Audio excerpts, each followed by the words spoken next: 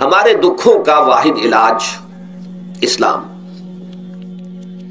دیکھیے انسانی زندگی میں دکھ اور سکھ ان کا چولی دامن کا ساتھ ہے. دکھ بھی ہے سکھ بھی ہے، سردی کے ساتھ گرمی بھی ہے، نرمی کے ساتھ سختی بھی ہے. ان مع العسر یسرا ان مع العسر یسرا، یسر کے ساتھ عسر ہے، عسر کے ساتھ یسر ہے. لیکن انسان نفسیاتی طور پر متاثر جو ہوتا ہے زیادہ، وہ تکلیف سے ہوتا ہے، دکھ سے ہوتا ہے. خوشی آتی ہے تو وہ ایسے گزر جاتی ہے، اس کا وقت کا بھی پتہ نہیں چلتا، گزرتے ہوئے بڑی تیزی کے ساتھ وقت گزر جاتا ہے. لیکن غم کا معاملہ ہو جائے تو ایک ایک لہجہ جو ہے وہ بڑا کٹھن ہو جاتا ہے، بڑی مشکل سے گزرتا ہے. تو انسان کے احساسات پر زیادہ جو اثر آتا ہے وہ دکھ کا آتا ہے. بعض فلسفے دنیا میں ایسے ہیں کہ جنہوں نے اس دکھ، خاص طور پر جو حساس انسان اس کو محسوس کرتا ہے، اس کے اعتبار سے یہ کہا ہے کہ دنیاوی زندگی نرا دکھ ہی دکھ ہے. آپ کو معلوم ہے کہ تعداد انسانوں کی بہت بڑی تعداد ہے جو بدھ مت کی پیروکار ہے، اور بدھ مت کا کلمہ طیبہ یہ ہے، یعنی یہ ان کا اصل الاصول ہے. جیسے ہمارے دین کا اصل الاصول ہے لا الہ الا اللہ محمد رسول اللہ، کلمہ طیبہ. ان کا جو کلمہ طیبہ ہے وہ یہ سروم دکھم، سب دکھ ہی دکھ ہے، سب مصیبت ہی مصیبت ہے. انسانی زندگی جو ہے وہ تو صرف دکھوں سے اور تکلیفوں سے عبارت ہے. اسی کو غالب نے بھی کہا ہے، آپ نے یہ شعر بھی غالب کا میں نے بہت سے دروس میں سنا ہوگا کہ قید حیات و بند غم اصل میں دونوں ایک ہیں. یہ قید حیات ہے، ابھی آپ حدیث سن رہے تھے الدنیا سجن المومن، مومن کے لیے یہ دنیا کی زندگی جو ہے جیل خانہ ہے. یہ قید ہے، قید حیات. جیسے جیل میں آدمی اپنی مرضی سے نہیں جاتا، بھیجا جاتا ہے، اپنی مرضی سے نہیں نکلتا بلکہ نکالا جاتا ہے. اسی طرح لائی حیات آئے قضا لے چلی چلے، اپنی خوشی سے آئے نہ اپنی خوشی چلے. تو دنیا کی زندگی جو ہے وہ واقعتاً ایک اعتبار سے قید خانہ ہے. قید حیات و بند غم اصل میں دونوں ایک ہیں. جب تک یہ زندگی رہے گی غم بھی لگا رہے گا، تکلیفیں لگی رہیں گی، مصائب آتے رہیں گے، انسان کو دکھوں کا سامنا رہے گا، واسطہ رہے گا. موت سے پہلے آدمی غم سے نجات پائے کیوں؟ ظاہر بات ہے جب تک زندگی ہے تو غم ہے، تو موت سے پہلے نجات نہیں مل سکتی. اگرچہ اس کے بعد کا اگلا مرحلہ جو ہے، جو حقیقت کو جاننے والے ہیں وہ تو جانتے ہیں کہ اس کے بعد تو غم کا اور بڑا کڑا مرحلہ آنے والا ہے. اب تو گھبرا کے یہ کہتے ہیں کہ مر جائیں گے، مر کے بھی چین نہ پایا تو کدھر جائیں گے. اگر اللہ ہمیں معاف فرمائے، اپنی رحمت اور مغفرت سے ہمیں ڈھانپ لے، جیسے کہ حضور نے فرمایا الا یتغمدنی ربی برحمتہ، حضور نے فرمایا کہ کوئی انسان بھی محض اپنے اعمال کی بنیاد پر جنت میں نہیں داخل ہو سکے گا جب تک کہ رحمت خداوندی دستگیری نہ کرے. کسی صحابی نے بڑی ہمت کی، بڑے جرأت کا معاملہ کیا، پوچھ لیا کیا حضور آپ بھی؟ ظاہر بات ہے آپ بھی انسان ہیں، آپ بھی بشر ہیں، قرآن مجید میں کہلوایا گیا ہے وَإِنَّمَا أَنَا بَشَرٌ مِثْلُكُمْ. تو اگر آپ کہتے ہیں کوئی انسان جنت میں داخل نہیں ہو سکے گا محض اپنے اعمال کی بنیاد پر جب تک کہ رحمت خداوندی دستگیری نہ کرے، تو کیا آپ بھی اس قاعدہ کلیہ میں شامل ہیں؟ آپ نے فرمایا ہاں میں بھی. الا یتغمدنی ربی برحمتہ، جب تک کہ میرا رب مجھے اپنی رحمت سے ڈھانپ نہیں لے گا میں بھی جنت میں داخل نہیں ہو سکوں گا. تو اس اعتبار سے اللہ تعالیٰ وہاں ہمیں بچا لے. لیکن جو وہاں نہیں بچایا گیا، اب ظاہر بات ہے کہ اس کے لیے جو مصیبت ہے وہ تو پھر دائمی ہے، ابدی ہے، دکھ ہی دکھ ہے. میں اس کی طرف زیادہ جانا نہیں چاہتا. اس وقت اصل میں میرا موضوع جو ہے وہ اس دنیا میں دکھوں کا علاج. اب اس اعتبار سے غور کیجئے، دکھ دو قسم کے ہیں. قرآن مجید پر جتنا میں نے غور کیا، دکھ ایک تو وہ ہے کہ جو ناگہانی طور پر آ جاتے ہیں، اس میں ہماری کسی غلطی کو دخل نہیں ہوتا. وہ کوئی آفت سماوی ہے، کوئی زلزلہ آ گیا ہے. ابھی آپ کو معلوم ہے بھوج جو قصبہ تھا گجرات اسٹیٹ کا، انڈیا کا پورا ختم ہو گیا. اس میں بہت سے مسلمان بھی تھے. جب کوئی آفت سماوی آتی ہے تو وہ ظاہر بات ہے کہ پھر سب کے سب لوگ اس کی لپیٹ میں آ جاتے ہیں. زلزلہ آ گیا، کوئی اور طوفان آ جائے، جیسا کہ کئی مرتبہ آپ نے اخبارات میں پڑھا ہوگا اس سال امریکہ میں بہت طوفان آئے ہیں، مشرقی ساحل پر بار بار طوفان آئے. وہاں بھی لوگ مرتے ہیں، وہاں بھی چھتیں اڑ جاتی ہیں، وہاں بھی تباہی جو ہے آتی ہے. تو اس حوالے سے ایک تو ہے وہ ناگہانی آفات، آفت عرضی ہو یا آفت سماوی ہو، زلزلہ ہے یا آفت عرضی ہے، طوفان آ گیا ہے، کوئی سائیکلون آ گیا یا آفت سماوی ہے. یا کوئی آسمان سے بڑا سا پتھر آ جائے. آپ کبھی کبھی اخبارات میں پڑھتے ہوں گے کہ ایک بڑی چٹان پاس سے گزر گئی, بہت بڑی خلائی چٹان جو ہے زمین کے قریب سے ہو کر گزر گئی, زمین بچ گئی, ورنہ اگر وہ زمین سے ٹکرا جاتی تو نہ معلوم کتنا بڑا یہاں پر تباہی کا معاملہ ہوتا. بڑے بڑے جو ہے شہاب گرتے رہے زمین کے اوپر, بڑی بڑی تباہیاں آتی رہی ماضی میں. تو ایک تو یہ ہے, اور ان میں بھی تقسیم کیجئے, یہ ناگہانی تکلیف, ناگہانی مصیبت, یا کوئی آفت سماوی یا آفت ارضی, اس کی بھی پھر دو قسمیں ہو گئی. ایک وہ کہ جو افراد کو متاثر کرتی ہے انفرادی سطح پر. آدمی سڑک پر جا رہا تھا, پیچھے سے آ کر کسی گاڑی نے ٹکر ماری, گر گیا, ٹانگ ٹوٹ گئی. اب ظاہر بات ہے کہ اس میں اس کا کوئی قصور نہیں ہے, یہ اللہ تعالیٰ کی طرف سے بات آ گئی ہے. یا یہ کہ کوئی اگر اجتماعی سطح پر آیا, جیسا کہ زلزلہ ہے, یا جیسا کہ کوئی سائیکلون ہے, کوئی بڑا طوفان ہے, بہت بڑے فلڈز آ گئے ہیں. اس وقت بھی موزمبیق میں بہت بڑا فلڈ آیا ہوا ہے, ساؤتھ افریقہ میں, اور افریقہ میں پچھلے سال بھی بہت بڑا فلڈ آیا تھا, بڑی تباہی آئی تھی, آ رہا. تو یہ آفت سماوی, یہ ظاہر بات ہے کہ اجتماعی سطح پر آتی ہے, بڑی بڑی مقدار میں, تعداد میں لوگ متاثر ہوتے ہیں, لاکھوں لوگ بے گھر ہو جاتے ہیں, ہزاروں آدمی مارے جاتے ہیں.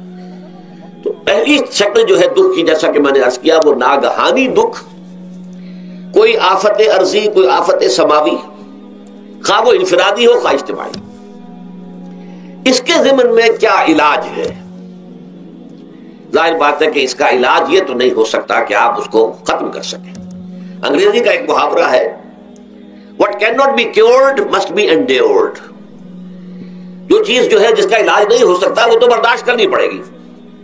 بعض بیماریاں بھی ایسی ہیں, ڈائبٹیز ہو گئی ہے, شوگر کا مرض ہو گیا, ڈاکٹر آپ کو بتائے گا کہ بھائی اب یہ مرض جائے گا نہیں, اب آپ کو اس مرض کے ساتھ ہی اپنے آپ کو ایڈجسٹ کر کے اپنی غذا وغیرہ اس کے مطابق طے کر لیجیے, ورنہ یہ کہ یہ نہ سمجھیے کہ یہ مرض چلا جائے گا. تو what cannot be cured must be endured. لہذا ان آفت سماوی و ارضی, چاہے وہ انفرادی سطح پر متاثر کرتی ہوں انسانوں کو, اور چاہے اجتماعی سطح پر, اس کا تو علاج ایک ہی ہے. عربی میں بھی ایک محاورہ یہ ہے کہ کسی نے پوچھا تھا کہ بچھو کے کاٹے کا کیا علاج ہے؟ البکاء الی الصباح, رات کو اگر کاٹا ہے کسی بچھو نے تو روتے رہو صبح تک, یہ علاج ہے, اس کا اور کوئی علاج ہے ہی نہیں. تو جو چیز لا علاج ہے اسے برداشت کرنا. گویا کہ یہاں جو اصل شے ہوگی کہ دنیاوی آفات, ارضی و سماوی آفات, ناگہانی آفات, ناگہانی مصیبتیں, ان کے ضمن میں ہمیں ایسی شے کی ضرورت ہے جو ہمارے اندر برداشت پیدا کر دے, اس کو جھیلنا آسان بنا دے, ہم اس کی وجہ سے بجھ کر نہ رہ جائیں, ہماری ہمتیں جواب نہ دے جائیں, ہمارا ارادہ ختم نہ ہو جائے, ہمارا حوصلہ پست نہ ہو جائے, بلکہ برداشت ہو, جھیلنا ہو, تحمل ہو. ابھی بٹر صاحب کہہ رہے تھے اللہ تعالیٰ ذرا سا متحمل ہے. میں نے کہا یہ بہت غلط بات کہہ رہے, اللہ بہت متحمل ہے. وہ ذرا سا تو یوں سمجھیے کہ ان کے کہنے کے انداز میں یہ بات آ گئی, ذرا سا رحیم بھی ہے. نہیں, وہ بہت رحیم ہے, بہت متحمل ہے, بہت حلیم ہے. لیکن یہ کہ ہمیں یہ جو آفات سماویہ اور ارضیاں ہیں جو ہمارے اوپر آ جاتی ہیں اللہ کی طرف سے, ان کے ضمن میں ذہنی ایک ایٹیچیوڈ پیدا ہو جائے, سوچ کا ایک خاص رخ بن جائے, انسان کے احساسات ایک خاص طرز پر ڈھل جائیں, تو پھر ان کو برداشت کرنا آسان ہو جاتا ہے. اور وہ کیا ہے؟ وہ ہمارے ایمان کا لازمی تقاضا ہے. ایمان ہمیں یہ بتاتا ہے کہ کوئی مصیبت زمین میں آتی ہے نہ تمہاری جانوں پر آتی ہے بغیر اذن رب. جو کچھ آ رہا ہے اللہ تعالیٰ کے فیصلے سے آیا ہے. یہ کوئی اندھا بہرا مادہ نہیں ہے, یہ کوئی اندھا بھینسا نہیں ہے کہ اس نے آ کے آپ کو ٹکر مار دی ہے. نہیں, یہ تو سمیع اور بصیر, علیم و خبیر اللہ اور حکیم اور قدیر اللہ کا فیصلہ ہے. لہذا یہ من جانب اللہ ہے, اس کو تم سمجھو کہ اللہ تعالیٰ کی طرف سے ہے. اور جب اللہ کی طرف سے ہے تو سورہ آل عمران میں فرمایا بیدہ الخیر, اس کے ہاتھ میں تو خیر ہی خیر ہے. یعنی بظاہر تمہیں محسوس ہوتا بھی ہو کہ یہ میرے لیے تکلیف دہ بات آ گئی ہے, تو اس کو یوں سمجھو کہ اس کا نتیجہ جو میرے حق میں نکلے گا وہ خیر ہوگا. فوری طور پر تو تکلیف ہے, مجھے اچھی نہیں لگ رہی, ناگوار ہے, لیکن نتیجہ اس کا خیر نکلے گا. جیسے بچہ بیمار ہے, ماں اسے دوا پینے پر مجبور کر رہی, کڑوی دوا ہے, وہ تو سمجھتا ہے مجھ پر بڑا ظلم ہو رہا ہے. یا آپ لے گئے اسے ڈاکٹر کے ٹیکا لگوایا ہے, وہ تو چیخ رہا ہے, رو رہا ہے, لیکن آپ کو معلوم ہے, کاش اسے بھی معلوم ہو جائے کہ یہ میرے خیر کے لیے, میرے بھلے کے لیے, اگر اسے یہ معلوم اور محسوس ہو جائے تو اس کی تکلیف اس کے اندر بہت کمی آ جائے گی، وہ سہار لے گا، اس کو وہ برداشت کرے گا۔ اس حوالے سے اس کا جو ہمارے دین میں اس کا نام ہے، اس ذہنی کیفیت کا، ان احساسات کا، اسے ہم کہتے ہیں تسلیم و رضا۔ جو کچھ آ رہا ہے اللہ کی طرف سے آ رہا ہے، لہذا سر تسلیم خم ہے، اے اللہ ہم قبول کرتے ہیں، رضا، ہر حال میں تیری رضا پر راضی ہے، جو تیرا فیصلہ ہے ہمیں بصر و چشم قبول ہے، تسلیم و رضا۔ ہم بھی تسلیم کی خو ڈالیں گے، بے نیازی تیری عادت ہی صحیح، اللہ تو بے نیاز ہے، لیکن اے اللہ تو ہمارے لیے جو بھی تکلیف کا تو نے فیصلہ کیا، ہم تسلیم کی خو ڈالیں گے، عادت پیدا کر لیں گے اپنے اندر کہ ہر ساقی ماریخ عین الطاف است، کہ میرا ساقی میرے پیالے میں جو کچھ ڈال دے اس کا لطف و کرم ہے۔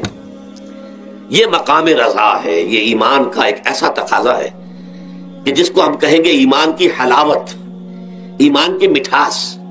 اگر آپ کا منہ کڑوا ہو جائے تو آپ چینی کھاتے ہیں تاکہ منہ کا ذائقہ ٹھیک ہو جائے۔ اگر تکالیف کی وجہ سے، دکھ کی وجہ سے آپ کے احساسات کے اندر کوئی خرابی پیدا ہو رہی ہے، یہ جو مقام رضا ہے، یہ اس کے لیے قند ہے، یہ اس کے لیے چینی ہے، یہ اس کے لیے شہد ہے، یہ اس کی تلخی کو ضائع کر دینے والی شے ہے کہ اللہ تیری رضا پر راضی، راضی برضا رب۔ اب اس کے ضمن میں سمجھیے، یہ تو اصولی بات میں نے آپ کو بتا دی، اس کی 3 کیفیات ہو سکتی ہے کیوں اللہ کی طرف سے یہ چیزیں آتی ہیں۔ سب سے پہلی شے ہے، اب وہ جو آیات میں نے سنائی تھی وہ سن لیجیے پہلے ترجمہ۔ سورہ تغابن میں فرمایا ما صاب من مصیبت الا باذن اللہ، دیکھو کوئی مصیبت تم پر نہیں آ سکتی، نہیں آتی مگر اللہ کے اذن سے۔ ومن یؤمن باللہ، اور جو شخص اللہ پر ایمان رکھتا ہو، یہد قلبہ، اللہ اس کے دل کو ہدایت دے دیتا ہے، اس کے دل کو سکون عطا کر دیتا ہے، وہ راضی برضائے رب ہو جاتا ہے، اس میں شکوہ نہیں رہتا، اس میں شکایت نہیں ہوتی، اس میں تلخی نہیں ہوتی، کیوں ہو گیا، کیسے ہو گیا، کیوں ہو گیا، نہیں ہونا چاہیے، نہیں۔ یہ سارا جو پیچ آدمی کھاتا رہتا ہے نا، اندر ہی اندر وہ جو پیچ کھا رہا ہے، یہ سب پیش نجات نہیں گئی۔ برو کشید سے پیچا کہ ہستبود مرا، چے اقدہا کے مقام رضا کشود مرا۔ یہ پیچ کھانا جو ہے، پیچا کے ہستبود، اس سے اللہ تعالیٰ نے مجھے نجات دے دی ہے مقام رضا کے ذریعے سے۔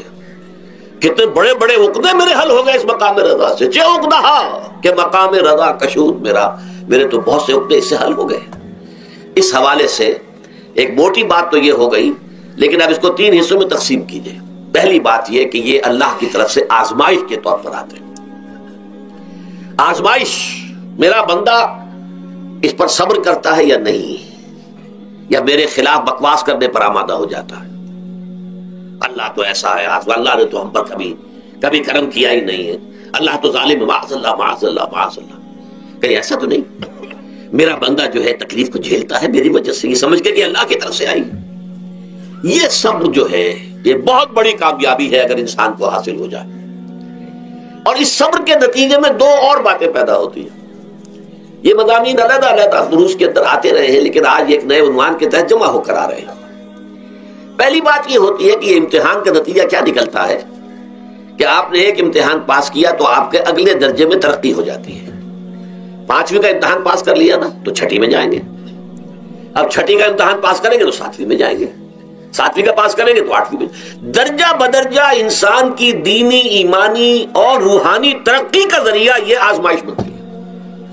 جتنا اس میں صبر ہوگا، جتنا اس میں تسلیم و رضا جو ہے آپ حاصل کرتے جائیں گے تو آپ کے درجے بلند ہوتے چلے جائیں گے۔ آپ کا امتحان کڑے سے کڑا آئے گا، بڑے سے بڑا آئے گا، مشکل سے مشکل تر آئے گا۔ ایک وقت میں ایم اے کا امتحان بھی آپ کو دینا ہوگا، ایک وقت میں ہو سکتا ہے پی ایچ ڈی کے لیے تھیسس آپ لکھیں، پھر اس کے اوپر جو ہے ٹیم بیٹھی ہوئی اور آپ سے وہ بحث کرے، جرا کرے آپ سے، وہ بھی کرنا ہوگا۔ لیکن یہ کہ اگر پرائمری ہی میں فیل ہو گئے تو اس کا سوال ہی پیدا نہیں ہوتا کہ کبھی آپ ایم اے کا یا پی ایچ ڈی کا تھیسس بھی لکھیں۔ اور اسی کو دوسرے انداز میں کہا گیا ہے قرآن مجید میں، وَلِيُبْلِيَ الْمُؤْمِنِينَ مِنْهُ بَلَاءً حَسَنًا۔ اصل میں ابلا کہتے ہیں، بلا یبلو جو ہے عربی زبان میں آتا ہے آزمانا۔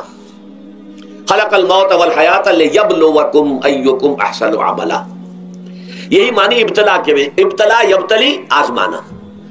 ابلا یبلی جو آتا ہے باب افعال سے، اس میں آتا ہے کسی کو کسی تکلیف میں ڈال کر اس کو نکھارنا، کہ اس کا جوہر نکھر جائے، اس کے اندر جو خیر ہے وہ اور چمک جائے، لوگوں کو بھی معلوم ہو جائے کہ یہ شخص اس مقام کا اہل ہے، اس کے اندر یہ صلاحیت ہے، اس میں یہ قوت موجود ہے، تو یہ گویا کہ اہل ایمان کی صلاحیتوں کو نکھارنے کے لیے اور ان کے درجات کی ترقی کے لیے بھی اللہ تعالیٰ دنیا کے اندر یہ مصیبتیں اور امتحانات جو ہیں آزمائش کے حوالے سے افراد پر بھی اجتماعی طور پر بھی لاتا ہے۔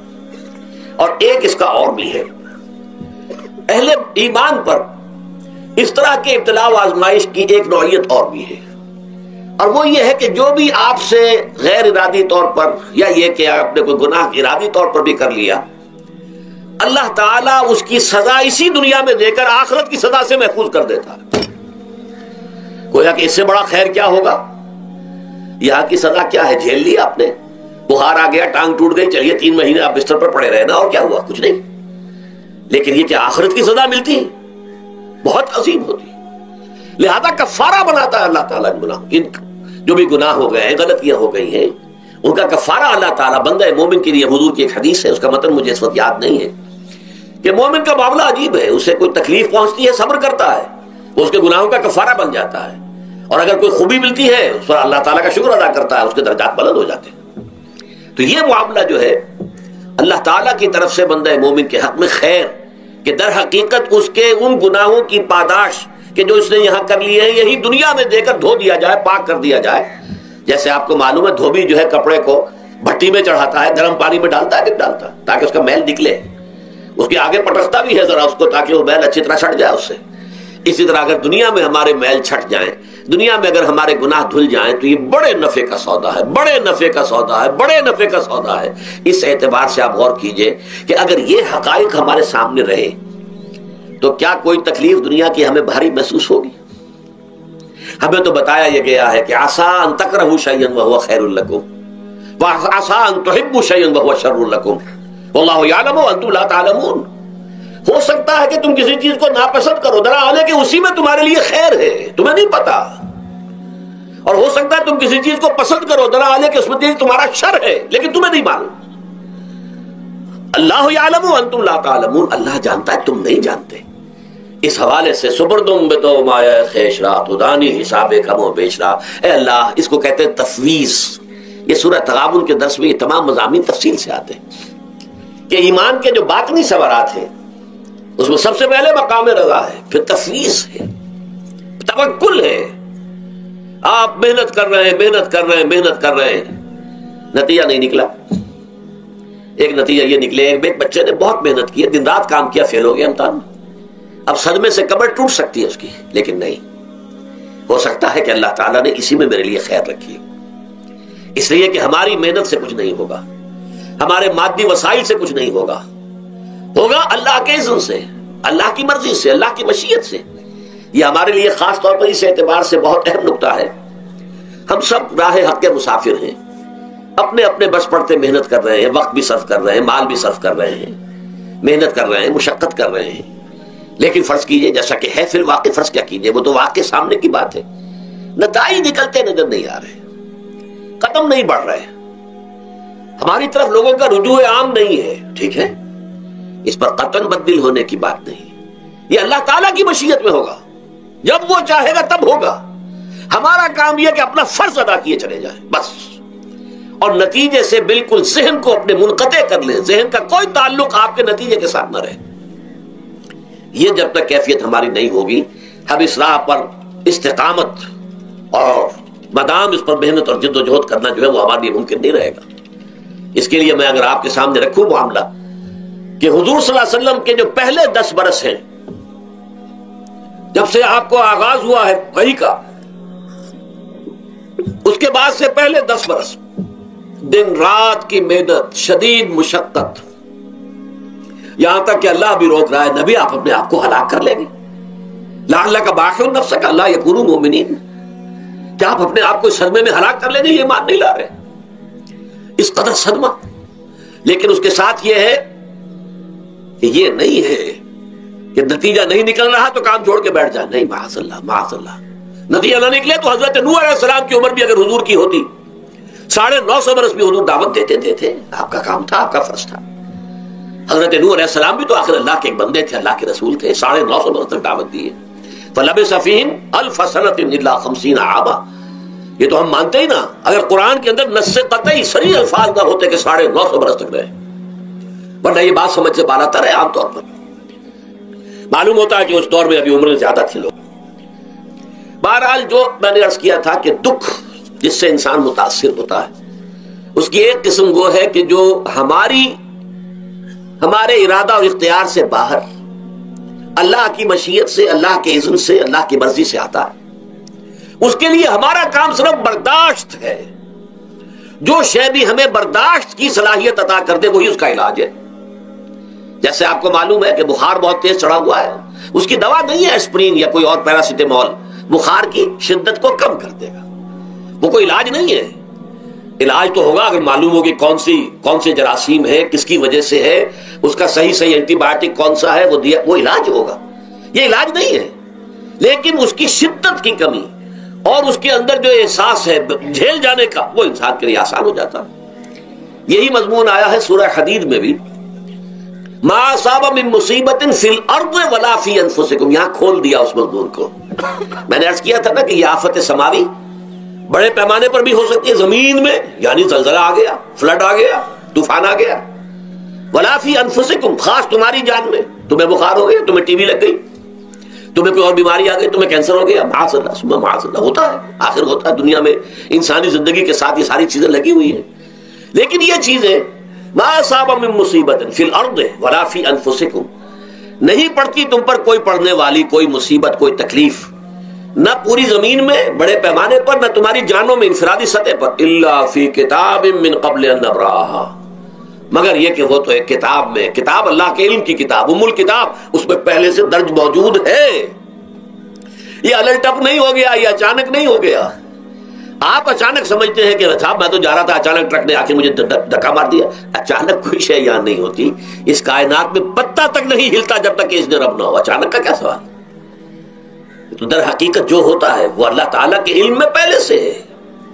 علم کامل، ما کان وما یکون، جو کچھ ہوا ہے، جو کچھ ہوگا، مستقبل، ماضی، کل کا کل آنے واحد میں اللہ کے علم میں موجود ہے. لہذا یہاں اچانک کچھ نہیں ہوتا. جو بھی آیا ہے اللہ کے اذن سے آیا ہے، اور یہ پہلے سے اللہ کے علم کے اندر موجود تھا، لکھا ہوا تھا. الا فی کتاب من قبل ان نبراہا ان ذلک علی اللہ یسیر. یہ تمہیں تو مشکل نظر آئے گا لیکن اللہ پر بڑا آسان ہے. اللہ کا علم کامل، ما کانا ما یکون کو حاوی ہے. لکہ لا تاسوا علی ما فاتکم، تاکہ تم افسوس نہ کیا کرو ان چیزوں پر جو تم سے چھوٹ جائیں، جاتی رہیں، چھن جائیں. کوئی موقع تھا ہاتھ سے نکل گیا، کوئی دولت تھی اس پر ڈاکہ پڑ گیا، کوئی اور مصیبت ہے وہ آ گئی، کوئی عزیز فوت ہو گیا، اکلوتا بیٹا تھا فوت ہو گیا، وغیرہ وغیرہ. ما فاتکم، فات سے ہی فوتیدگی ہے نا. جو شے بھی نکل جائے، چلی جائے، ہاتھ سے جاتی رہے، چاہے وہ کوئی آپ کا عزیز تھا جو فوت ہو گیا تو آپ کے ہاتھ سے نکل گیا، یا کوئی مال تھا جو آپ کے قبضے سے نکل گیا، ڈاکہ پڑ گیا، چوری ہو گئی، نقصان ہو گیا کاروبار میں بہت بڑا، اس پر افسوس نہ کیا کرو. اگر افسوس کرو گے تو اس کا مطلب کیا ہوگا کہ تمہیں اللہ پر اعتماد نہیں ہے، یا تم سمجھتے ہو کہ اللہ کے سوا بھی کوئی ہے جو یہ کام کر سکتا ہے. کائنات میں تو ایک ہی کی مرضی چلتی ہے، وہ ہے اللہ. لہذا اگرچہ وہ کسی کے ذریعے سے تکلیف آپ کو پہنچی ہے، کسی نے آپ کو پتھر مارا ہے، وہ پتھر ہو سکتا ہے آپ کو نہ لگتا، لگ گیا ہے تو اللہ کے فیصلے سے لگا ہے. اس کا باپ بھی نہیں پتھر مار سکتا آپ کو اگر اللہ کا اذن نہ ہو. لہذا آپ پتھر مارنے والے کو بھی مجرم سمجھیے، ٹھیک ہے، اس سے بھی قصاص لینے کا آپ کو حق ہے، لیکن یہ جان لیجئے کہ جو آیا ہے پتھر وہ اذن رب سے آیا ہے. اب ظاہر بات ہے کہ اگر یہ کیفیت ہوگی تو غصہ اتنا نہیں ہوگا اس شخص پر کہ جس نے یہ کام کیا ہے، بلکہ ہو سکتا ہے آدمی مسکرا کے رہ جائے. جیسے کہ وہ میں واقعہ سناتا رہا ہوں اپنے دروس میں کہ ایک درویش مرد آدمی جا رہا تھا، جو رب کرے سو ہو، جو رب کرے سو ہو، جو رب کرے سو ہو. کسی شخص نے پتھر اٹھا کر دے مارا، اس کے سر پہ لگ گیا کہ اس نے پیچھے پلٹ کر دیکھا کس نے مارا ہے. اس نے کہا مجھے کیا دیکھتے ہو، جو رب کرے سو ہو، یہ تو رب کے مارنے سے. اس نے کہا مجھے تو یہ پتھر رب کے مارے ہی لگا ہے، لیکن میں دیکھ یہ رہا تھا بیچ میں کس کا منہ کالا ہو گیا، اپنے لیے کس نے ایک گناہ کما لیا، اپنے لیے کس نے ایک مصیبت جو ہے وہ مول لے لی، وہ بیچ میں تم آ گئے ہو. پتھر اللہ کی طرف سے آیا ہے، لیکن اس کا عذاب، اس کا وبال تم پر آ جائے گا. بہرحال یہ تو میں نے عرض کیا آپ کے سامنے، وہ چیزیں کہ جو آ جاتی ہیں، وہ تکالیف، وہ مصائب جو اللہ کی طرف سے من جانب اللہ ہے، اس میں آپ کسی کو مورد الزام نہیں ٹھہرا سکتے، وہ آپ پر آ گیا. دوسری تکلیفیں وہ ہیں جن کے لیے فارسی میں کہتے ہیں خود کردہ، اپنے ہاتھوں جو مصیبتیں آتی ہیں. اس کے لیے میں نے آپ کو سورہ شورى کی آیت سنائی ہے، ما اصابکم من مصیبت فبما کسبت ایدیکم ویعفو عن کثیر. جو مصیبت بھی تم پر آتی ہے انسانوں، وہ تمہارے اپنے ہاتھوں کے کرتوتوں کی وجہ سے آتی ہے. اور ابھی تو اللہ بہت سی چیزوں کو تو معاف بھی کرتا رہتا ہے، ہر تمہاری غلطی پر پکڑتا نہیں ہے، ہر خطا کے اوپر تمہیں سزا نہیں دیتا ہے، کوئی سزائیں معاف بھی کرتا رہتا ہے، عفو و درگزر سے بھی کام لیتا ہے، بہت متحمل اور حلیم بھی ہے، بہت رحیم اور غفور بھی ہے اور کریم بھی ہے. لیکن یہ کہ یہ جان لو کہ ایک مصیبتیں وہ ہیں جو تمہاری اپنی پیدا کرتے ہیں، بما کسبت ایدیکم، تمہارے اپنے ہاتھوں کی کمائی. یہ کون سی خود کردہ؟ یہ در حقیقت ہے اجتماعی نظام جو انسان بناتا ہے. اس اجتماعی نظام کو غلط کر کے اگر اس نے اپنے لیے مصیبتیں کھڑی کر لی، مصیبت ہے لیکن یہ مصیبت تمہارے اپنے ہاتھوں کی لائی ہوئی ہے. تم نے نظام غلط بنایا ہوا ہے، تم نے دولت کی تقسیم غلط کی ہوئی ہے. اللہ نے تو رزق پیدا کر دیا اور سب کے لیے کافی ہے. یہ تم نے کیا ہے کہ ایک طرف کچھ لوگوں کے کھتے بھرے ہوئے ہیں اور ایک طرف کوئی فاقے سے مر رہا ہے. یہ خود کردہ ہے، یہ ہمارا کبھی ہے، یہ تم نے نظام غلط بنایا ہے. یہ جو نظام کے اندر خرابی ہے یہ تمہاری اپنے کرتوت ہیں. تم نے خود نظام کے اندر غلطی رکھی ہوئی ہے، ناانصافی گھولی ہوئی ہے، اس کا زہر گھولا ہوا ہے. یہ تمہارے اپنے کرتوتوں کی وجہ سے، اور اس کا علاج تمہیں کرنا پڑے گا خود. اور وہ علاج کیا ہوگا؟ نظام کو صحیح قائم کرو. اللہ کا دیا ہوا نظام، نظام عدل و قسط.